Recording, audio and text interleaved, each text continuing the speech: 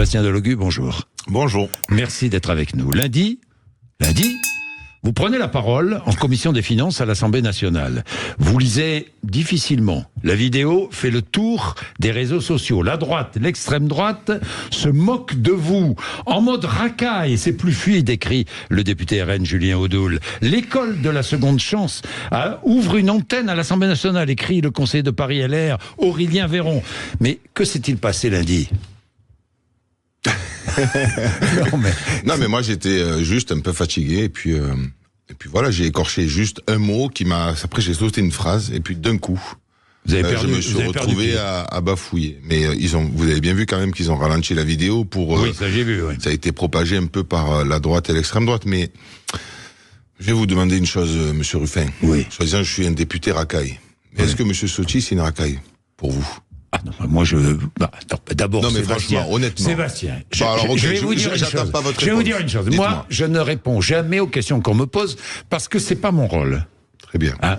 Tout à fait. Bon, alors votre rôle, c'est de répondre à mes questions. Je ne prends pas votre réponse, mais je vais vous dire une chose. Pourquoi c'est une racaille? Ce monsieur a sa femme qui a eu un emploi fictif. Ensuite, sa mère qui a bénéficié d'une place gratuite à l'EHPAD qui ne devait pas être gratuite à ce moment-là et a eu comme on va dire, il a réussi à faire 500 000 euros d'économie sur le dos des Françaises et des Français. Est-ce qu'un homme comme moi, qui ne baisse pas la tête devant le Rassemblement national, est une racaille, ou est-ce que ce monsieur Ciotti qui vole l'argent public est une racaille, à votre avis? Pour vous préférez quoi? Quelqu'un qui vole l'argent public ou pas? Bon, bref, moi je me fais mes réponses à moi tout seul. Tout ce que j'ai à vous dire, monsieur, c'est qu'aujourd'hui, peu importe la manière dont je parle, peu importe la manière dont je vais me comporter, je suis détesté par la droite et l'extrême droite dans ce pays. Pour la simple et bonne raison. Pourquoi? Parce que pour ce que je représente, pour ce que je dis, comment je le dis, et parce que je suis, pour ce que je suis, parce que je suis un Marseillais, un enfant des quartiers populaires, devenu de rien, comme d'un mec d'en bas, comme le dit le Premier ministre à l'heure actuelle, à député de la nation française, pour ce que je représente, parce que j'ai soulevé le drapeau palestinien à l'Assemblée nationale.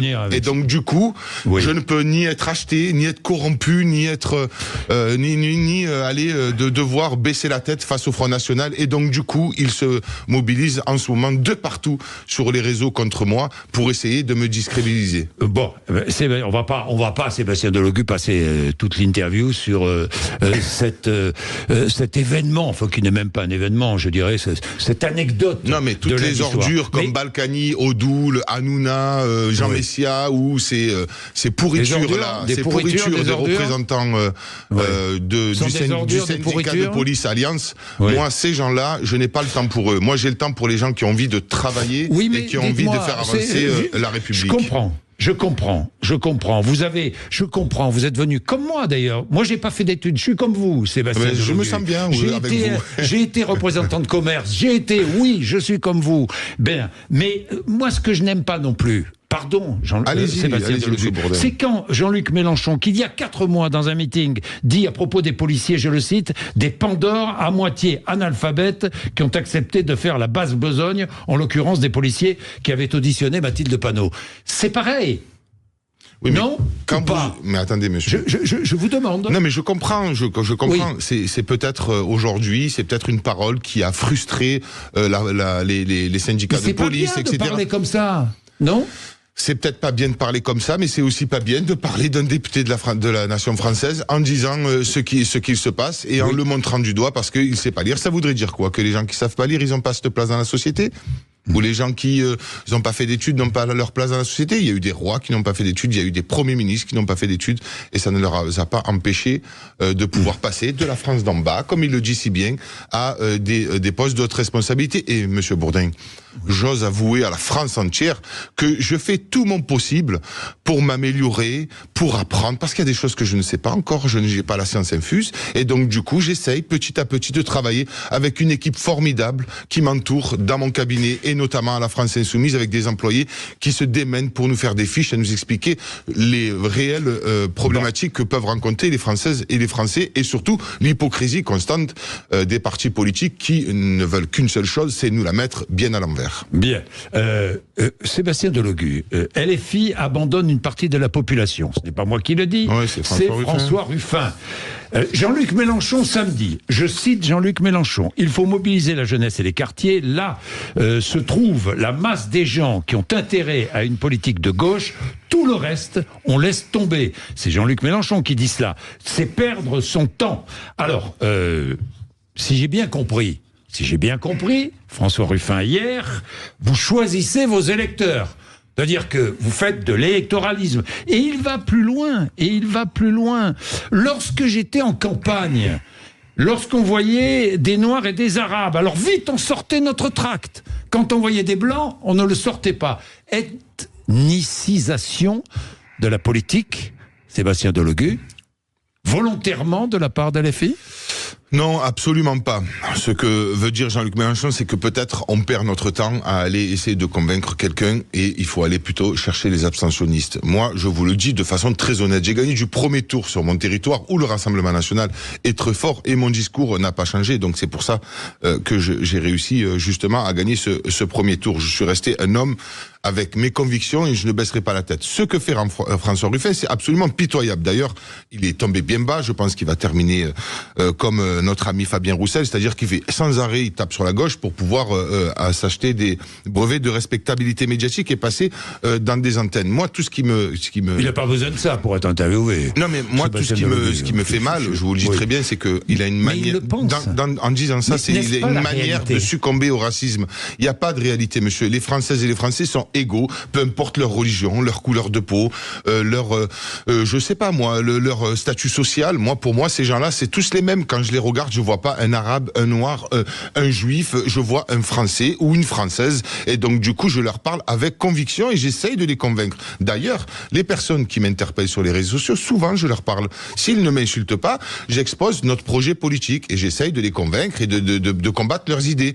Mais après, quand vous avez quelqu'un en face de vous qui vous insulte, c'est pour ça que peut-être M. Mélenchon dit, il faut pas les calculer. Ouais, donc Ruffin, lui, il dit, il veut parler à la France entière. Comment expliquez-vous? Mais il est pitoyable, ce type, parce qu'il dit vouloir parler à la France entière, mais quand il y a une marche contre l'islamophobie, il nous dit, moi, j'ai foot. Donc ce mec, il parle pas à la France entière. Il parle donc à ces soi-disant personnes qui habitent dans sa circonscription et son territoire, qui sont un peu trop dans la fachosphère et quand du coup il doit s'acheter des brevets de respectabilité politique là pour pouvoir leur parler et essayer de les attirer il derrière achète lui. Les électeurs comme vous pourriez le faire. Mais moi je le fais pas. Pas vous. Moi je parle pas normalement. Vous, mais Jean-Luc Mélenchon. Non, Jean-Luc Mélenchon. Dans ses discours. Mais dans ses discours, il explique simplement qu'il faut pas perdre de temps à aller voir peut-être les fachos, mais peut-être plus prendre de temps d'aller voir les abstentionnistes, ce qui n'a pas tort, parce que si vous prenez les fachos dans ce pays, peut-être qu'ils représentent aujourd'hui la plus grande force à l'Assemblée nationale, mais en fait, quand vous regardez par rapport à la population, ils sont pas si nombreux que ça. Par contre, les abstentionnistes, c'est plus de la moitié de la population. Donc peut-être qu'il a raison, Jean-Luc, d'aller voir justement les personnes qui représentent les abstentionnistes dans ce pays. Voter Mélenchon, c'est voter pour l'islam ? Non, pas du tout. Bon. Mais c'est voter pour combattre toute forme de racisme, notamment l'islamophobie. Bon. Vous défendez la Palestine. Je défends le droit international. Bon. Comme je l'ai fait en Arménie. Vous avez récupéré votre drapeau là, ou non, j'ai pas récupéré mon drapeau parce que de toute manière cette personne, le jour où j'ai sorti le drapeau, la présidente de l'Assemblée, on aurait dû qu'elle avait vu le diable. Voilà. Mais vous avez enfreint les règles. Mais j'ai enfreint les règles, Monsieur Bourdin. Ben oui, rendez-vous compte quand même. On me dit tu aurais dû sortir le drapeau de la France, mais le drapeau français, monsieur, il est sali à l'international parce que en attendant, un acte génocidaire est en cours, ça a été reconnu par l'ONU, et donc de ce fait-là, on se salit. Et donc en brandissant le drapeau palestinien, c'était comme si je demandais un appel à la paix, d'arrêter de vendre des armes, enfin reconnaître un État palestinien pour qu'on puisse s'apaiser là-dedans. Mais elle, je me rappelle plus ce qu'elle dit, mais elle essaye d'expliquer que c'est apparemment, la présidente de l'Assemblée, pardonnez-moi, nous explique que elle utilise l'usage constant. Oui. Voilà, l'usage constant, ça ne veut rien dire. Elle s'est fait reprendre 2 volets par des juristes de la France Insoumise, non. non, par des juristes qui s'occupent justement de ces problèmes-là. Et je pense que je vais utiliser tous les recours possibles, mais je vais vous dire franchement, honnêtement, Monsieur Bourdin. Oui, allez. toute présidente de l'Assemblée nationale qu'elle est, c'est pas, moi je la regarde pas, et il y en a certains qui la stigmatisent parce qu'elle est juive et ils disent que elle prend part parce qu'elle est juive. Moi je mets de côté tout ça. Je ne veux même pas regarder cela. C'est une pauvre femme parce qu'elle se rend d'une certaine manière complice de ce qu'il se passe aujourd'hui en refusant de regarder la réalité en face, c'est-à-dire 40 000 morts, même si on est en capacité de reconnaître que ce qui s'est passé le 7 octobre, c'est une tragédie. Hamas, oui, mais le Hamas, c'est un parti soi-disant politique, donc il faut arrêter. Il faut regarder la population, les êtres humains qui sont en train de mourir. Donc si, Monsieur Bourdin, vous êtes français, vous n'avez pas honte que la France vende des composants d'armement à une armée qui est en train de commettre un génocide en Palestine? C'est reconnu par l'ONU, c'est pas moi qui le dis. Hein. Je prends pas la responsabilité de parler sans que des instances veulent le dire. Pourquoi? J'ai regardé les manifestations à Paris, en province, samedi. Pourquoi est-ce qu'il n'y a que des drapeaux palestiniens et aucun drapeau français? Mais déjà des drapeaux français, il y en a quelques-uns. Très rare, il faut les chercher. Si vous avez une manif pour la Palestine, les gens vont sortir un drapeau palestinien. Palestine, c'était pour la destitution d'Emmanuel Macron. Ok, très bien, mais les gens ils veulent se mobiliser, ils veulent encore mettre la pression, et je pense qu'ils ont raison. Après, il faut comprendre, les gens ont besoin d'être fiers de leur pays, et pour le moment, ils ne le sont pas.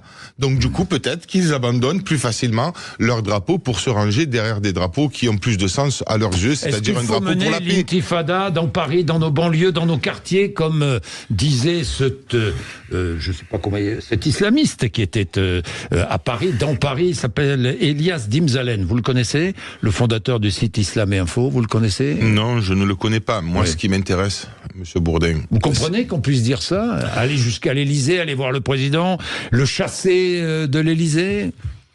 Alors déjà, nous, on utilise des moyens qui sont un peu plus, on va dire, politiques, c'est-à-dire la destitution du président de la République. Donc et j'invite les gens à signer destitution /du6 macron.fr, @macron.fr, je sais pas, bon bref, je me rappelle plus, mais en tout cas, nous cherchons à le destituer.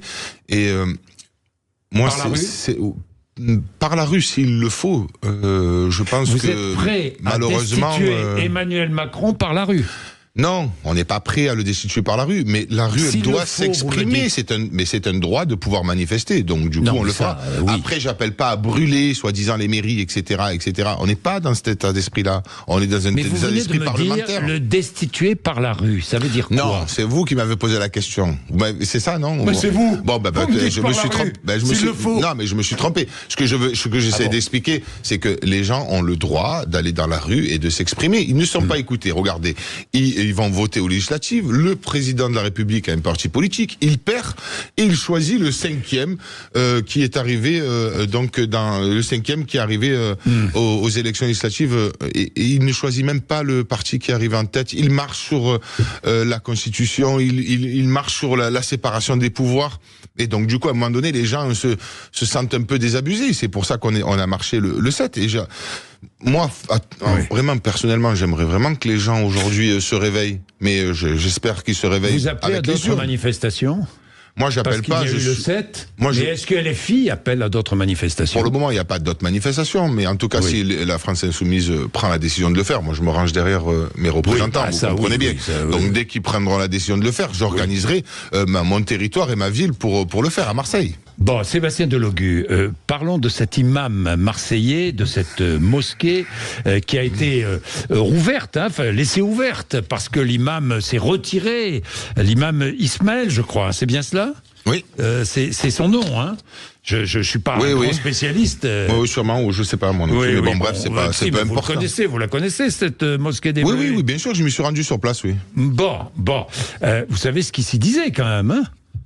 Non, je vais regarder vaguement. Non, vous avez regardé. De toute façon, moi, ce qui m'intéresse, je vais vous expliquer. Franchement, entre nous, on va être honnête. Une société. Alors, allez-y, parlez. Vous savez ce qui s'y disait? Je vais le dire quand même. La société occidentale est hostile à la religion musulmane. Les lois de l'islam sont supérieures aux lois de la République. Il a légitimité, cet imam, le djihad, l'instauration de la charia et le recours à la violence. Est-ce que les lois de l'islam sont supérieures aux lois de la République? Qu'est-ce que j'ai demandé, moi, monsieur Bourdin? Non, mais je vous pose la question. Oui ou non? Non, mais ne me répondez pas cela. Moi, ne me posez pas cette question-là. Pourquoi? Parce que moi, je vais vous répondre ce que j'ai répondu dans les médias, c'est-à-dire, vous estimez qu'il y a un problème avec cet imam, vous l'écartez, vous laissez faire la justice, il se défend ou il se défend pas. Ben, moi, c'est ce que je fais aussi, c'est ce que j'ai demandé. Oui. Mais en attendant, vous devez garder le lieu de culte ouvert pour que les gens puissent venir. Eh ben, parce que je suis le seul homme politique qui a parlé, qui est posé ça. Alors qu'en fait, au début, ils disent non, on va fermer la mosquée, etc., etc. Veut dire quoi que c'est ces gens-là? C'est des gens de seconde zone qui sont montrés du doigt. Sébastien Delogu, je vais revenir sur ma question. Allez-y. Est-ce que les lois de l'islam sont supérieures aux lois de la République? Non, monsieur. Je dis pas. Moi, la religion, c'est à la maison. Je parle. On est dans un pays aujourd'hui qui est républicain. Donc, je vous dis. Et laïque. Et qui est laïque. C'est les lois de la République qui s'appliquent. Après, que les gens, ils rentrent chez eux, ils prient comme ils ont envie de prier, peu importe leur religion, mais ils ne doivent pas aujourd'hui, dépasser les limites de la loi. Et c'est pour cela que je me bats avec autant d'intensité, Monsieur Bourdin, pour que ce lieu de culte ne ferme pas, parce que je laisse faire la justice et les gens de ces quartiers, les gens des quartiers nord de Marseille, ils ont le droit d'avoir un lieu de culte parce que ça s'appelle la loi de la République qui doit s'appliquer à tout le monde, la loi de garantir le lieu de culte, tout simplement. Refuser de serrer la main d'une femme. Je vous dis ça parce que j'ai vu plusieurs interventions à ce propos. C'est pour vous condamnable? Ben, ça dépend. Si c'est une dame d'extrême droite, moi je vais vous dire c'est pas condamnable parce que je leur serre pas la main. Vous ne serrez pas la main à une femme d'extrême droite? Ben, tous les représentants du Rassemblement National, vous ne leur serrez pas la main? Je ne leur serre pas la main parce que je ne baisserai pas la tête face à l'histoire de mon pays, Monsieur Bourdin, où à cette époque-là, l'époque où l'extrême droite dirigeait ce pays, c'était des gens qui livraient les juifs à Hitler, Monsieur Bourdin. Donc, je ne baisserai pas la tête. Est-ce que vous avez vu votre collègue Antoine Léaumont qui compare Emmanuel Macron à Philippe Pétain? Vous avez vu ça? Non, j'ai pas vu, non. Vous n'avez pas vu? Bah, c'est dommage. Mais je connais pas tellement l'histoire que cela. J'apprends aussi. Je sais pas qui est Pétain. J'ai entendu parler de lui, mais je sais qu'apparemment c'est un raciste, quoi. Certains ont aussi à LFI comparé votre ami François Ruffin à Doriot. Oui. Moi, je vais vous dire une chose. Franchement, en vrai, quand vous voyez les résultats des élections législatives et que vous voyez que le président de la République a envoyé son conseiller Solaire pour aller parler au Rassemblement National et dire alors est-ce que vous allez censurer notre Premier ministre ou est-ce que ah non celui-là c'est bon on peut s'arranger, ça veut dire quoi qu'on est gouverné alors? Mais vous êtes le meilleur allié, n'êtes-vous pas le meilleur allié du Rassemblement National à la France Insoumise? Pas du tout, au contraire on les combat nous, c'est pas nous qui votons le plus. Mais vous avez refusé Bernard Cazeneuve. Mais c'est pas un homme de gauche Bernard Cazeneuve, il faut arrêter, il était contre le nouveau Front Populaire dès le départ. Pourquoi vous voulez? On se met d'accord avec l'ensemble des composantes, franchement, Monsieur Bourdin, pour nommer Lucie Castet. Ensuite, Lucie Castet a envoyé un courrier à tous les partis politiques pour leur expliquer qu'elle ne dirigerait pas avec des 49.3, pour leur expliquer que... Mais qu'elle appliquerait le programme intégral du nouveau Front Populaire. Oui, et donc... Sans majorité. Et donc... Sans majorité. Et donc, elle ne va pas forcer les choses. Elle remet l'aspect de la démocratie parlementaire en jeu et appelle à ce que les députés prennent leurs responsabilités. Et ça, c'est une manière aujourd'hui de prendre ses responsabilités dans ce pays. Parce que si aujourd'hui, vous avez un Premier ministre qui impose sa politique avec des 49.3, c'est des gens qui passent en force. Et c'est des gens qui vont droit au mur à chaque fois, on l'a vu. C'est des gens qui sont en échec. Peu importe le ministère que vous prenez, ils sont en échec. Le ministère de la Santé, il y a des lits qui ferment, il y a des services qui ferment. Le ministère de la Justice, il y a le syndicat de la magistrature qui dit qu'il manque de moyens, etc., etc. Donc le fait de remettre la démocratie parlementaire en jeu, c'est une manière de mettre tout le monde face à la responsabilité. J'ai une dernière question. Et c'est pour ça que Jean-Luc a dit le programme, rien que le programme. Alors j'ai une dernière question, Sébastien Delogu. Lorsque le RN va déposer dans sa niche parlementaire un texte abrogeant la réforme des retraites, est-ce que vous voterez? Moi, je ne la voterai pas. Parce que c'est le RN. Parce que c'est le Rassemblement National, déjà premièrement, et deuxièmement, parce qu'on a déjà tout posé sur la table en essayant d'abroger cette réforme des retraites. Et de toute manière, je vais vous dire, c'est une question... Pardonnez-moi, Monsieur Bourdin, c'est une question bête de la part de l'ensemble du monde médiatique. Pourquoi c'est une question bête? Parce que Barnier a été... Vous avez déjà voté ensemble? Barnier a été nommé parce qu'il n'abrogera pas la réforme des retraites, qu'il n'augmentera pas les salaires dans ce pays. Et c'est pour ça qu'il a été nommé. Et donc, s'il est nommé pour ça, parce qu'ils ont refusé Lucie Castet pour cela, et que le Rassemblement national a donné sa validation pour pouvoir ne pas être censuré, c'est prouver en quelque sorte qu'ils ne le feront pas. C'est une manière de, soi-disant, essayer de faire de la politique pour nous contrer. Mais en fait, nous, on a déjà posé des éléments pour abroger la réforme des retraites, et on a combattu bec et ongle à l'Assemblée déjà la réforme des retraites. J'ai une dernière question. Allez-y. Vous serez candidat à la mairie de Marseille? Pour le moment, je suis député. Oui, non mais d'accord. Oui, non mais ça on le sait. Merci. Mais est-ce que vous serez candidat à la mairie de Marseille? Monsieur Bourdin, regardez-moi dans les yeux. Si on me le demande, je pourrais y réfléchir. Mais en attendant, je suis député et je suis là pour faire des textes. Vous y réfléchissez déjà, Sébastien Delogu? Oui, j'y réfléchis déjà. Quand vous voyez une politique qui est mal gouvernée par le maire de Marseille, ou le plan Marseille en grand qui est mal gouverné, parce que d'ailleurs vous allez voir le rapport qui va sortir bientôt, où je m'oppose à certaines choses, à certaines politiques par exemple, ou par exemple à la mosquée des Bleuets où on n'a pas entendu le maire de Marseille, ou quand je vais dans mes quartiers populaires et que je vois, ou dans les noyaux villageois, que je vois des gens souffrir de la pauvreté, du manque de moyens dans les transports, etc., etc. Bien sûr que je me pose je me pose la question d'y aller ou pas y aller. Mais moi, ce qui m'intéresse, c'est de rassembler le plus possible avant de s'engager. Évidemment. Merci. C'est vous qui le dites. Mais vous le pensez, c'est pour ça que je le dis.